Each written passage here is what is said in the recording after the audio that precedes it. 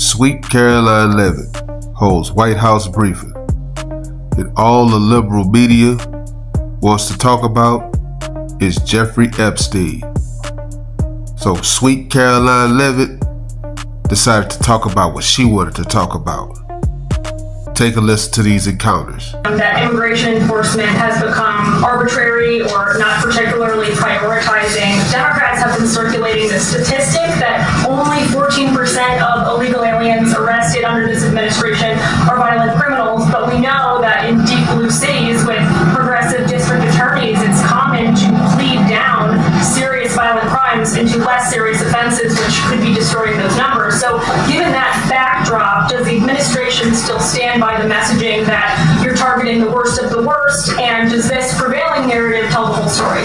Well, thank you for bringing this up, Karoline. I've seen this CBS report floating around. There's a lot of liberal talking heads and pundits and Democrat elected politicians who think that this single story and these statistics and the way they are painted is somehow a shot at this administration. It is not, and let me correct the record. Number one, the Trump administration has been clear from day one that any illegal alien present in this country is subject to deportation. However, the priority, of course, is going after the convicted criminals, the worst of the worst, the murderers, the pedophiles, the rapists in this country.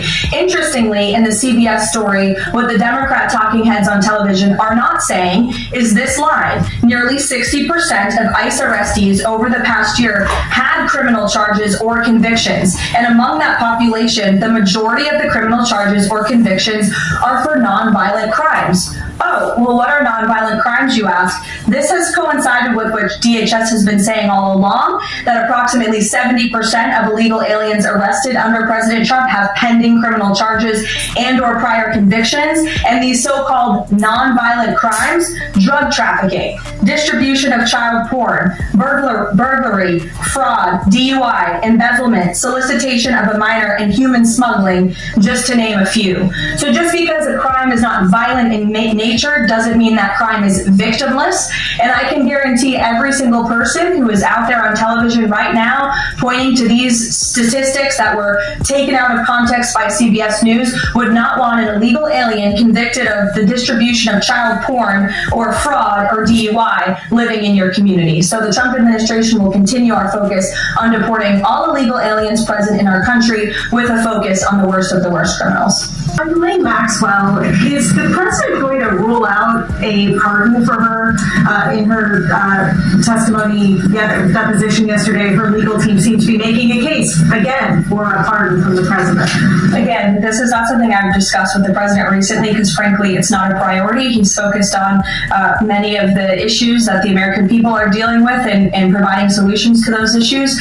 So I haven't spoken with him recently. Last time we did speak about it, he said it's not something he's considering or thinking about. Go ahead, Bloomberg. Thanks, Karoline.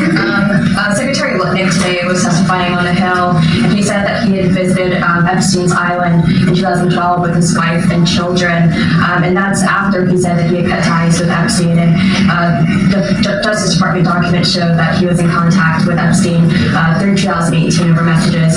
So does the White House stand behind Secretary Lutnick right now, or given what he has said today, has there been any shift in how the White House is viewing Secretary Lutnick's performance? No, Secretary Lutnick remains a very important member of President Trump's team, and the president fully supports the secretary. I will just point out that there are a lot of wins in the news this week that people in this room have not asked about because you continue to ask questions about the same subject, so let me point them out for you. Again, on Friday, the Dow shattered 50,000 for the first time ever. This week, the American Society of Plastic Surgeons came out in opposition to gender mutilation surgeries for children. They are the first major medical group to do so. A federal appeals court today, nobody asked about that, just upheld the Trump administration's policy of detaining illegal aliens, validating the strong measures that have driven illegal crossings to historic lows, and sent a crystal clear message that under President Trump, if you enter the country illegally, you will be detained and removed. The murder rate, again, not a single question about this, has plunged to a 125-year low as crime falls across the board thanks to President Trump's crime crackdown. We also saw this week national median rents have fallen to a 4-year low following 6 consecutive monthly declines, and mortgage affordability has surged to a 4-year high.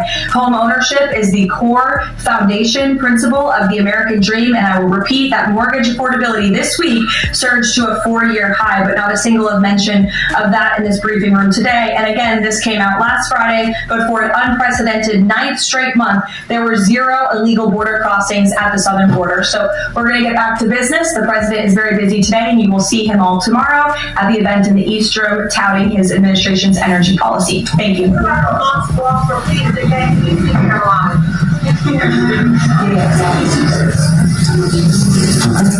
What the Donald Trump team has to understand is no one is as hated in the United States by the left-wing media than Donald Trump.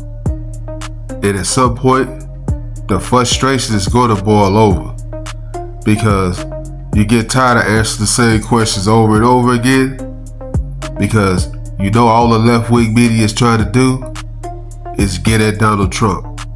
But at the same time, Donald Trump is definitely trying to get his lick back at the fake news media. No one on the left wants Donald Trump to succeed.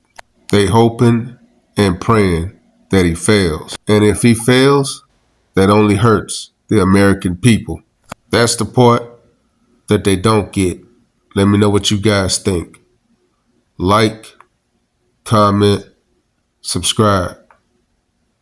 Follow God, not culture.